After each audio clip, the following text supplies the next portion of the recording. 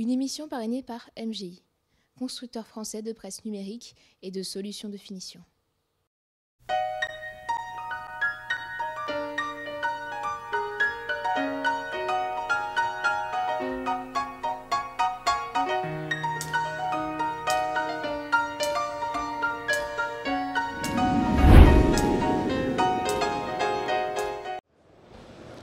Bonjour et bienvenue dans cette nouvelle émission des interviews de l'industrie en direct du Salon de l'emballage au Parc des Expositions de Paris, Villepinte.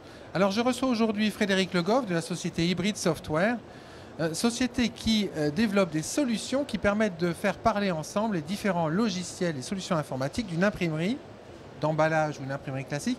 Frédéric Le Goff, ai-je bien résumé ce que vous faites? Oui.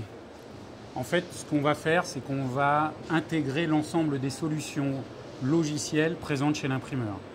L'idée est de faire en sorte que l'utilisateur ait l'information au bon moment, au bon endroit et à la bonne personne pour pouvoir gérer l'ensemble de la commande à traiter de manière cohérente, fluide, sécurisée. Alors, est-ce à dire qu'aujourd'hui, dans une imprimerie, les différentes solutions informatiques discutent difficilement? Difficilement ou pas. En fait, ce qu'on retrouve, c'est que chaque développeur a créé des automatismes à l'intérieur propre du service dans lequel il travaille. Le flux pré-presse va créer certains automatismes autour du pré-presse. L'ERP va créer quelques automatismes autour de la gestion. Mais en fait, on retrouve par exemple des ERP qui ne communiquent pas du tout avec la partie pré-presse ou avec la partie web-to-print. Donc en fait, on a une problématique de productivité, process.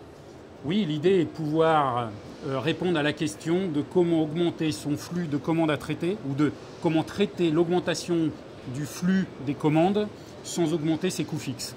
Ça, c'est la priorité en fait de notre solution, c'est de faire en sorte que le web-to-print puisse communiquer avec les ERP, puisse communiquer avec l'ensemble des outils de production, de pré-presse, de presse embarquée, de solutions comme X-Rite par exemple sur la gestion de la colorimétrie sur presse. Sur les parties web-to-print par exemple print-flux, on peut s'interconnecter, prendre les informations, faire travailler en tâche de fond l'ensemble des outils et transférer le dossier en fait à l'étape suivante de la production. L'idée peut être de dématérialiser l'ensemble du dossier de production.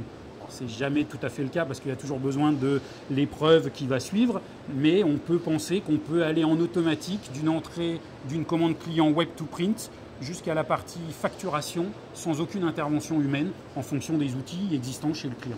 Alors, donc on va créer du lien ou du module en fonction des cas précis de chaque client.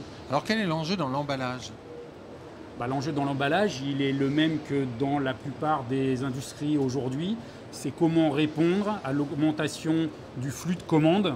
En fait, ce qu'on retrouve, c'est des quantités d'impression par commande de plus en plus réduites, avec des coûts ou des prix de vente de plus en plus en baisse. Malheureusement, pour pouvoir gérer cette augmentation de commandes, on n'est pas dans une conjoncture où on va embaucher plus de personnel et donc il va falloir être capable de les traiter de manière cohérente, fluide et sécurisée en fonction du process du client. Donc l'enjeu, il est de trouver de la productivité sans toucher aux coûts fixes ou en les réduisant en fonction. Mais bon, l'idée, c'est celui-là. Peut-on dire que vous êtes un connecteur, un relieur, un facilitateur? Oui, on va s'intégrer, s'interfacer, on va permettre de prendre l'information où elle est dans l'entreprise. On s'aperçoit qu'en fait l'entreprise a une richesse d'informations mais qui n'est pas exploitée au bon moment par la bonne personne. L'idée c'est que quand la personne elle a une tâche à faire, elle ait l'information qui soit disponible tout de suite.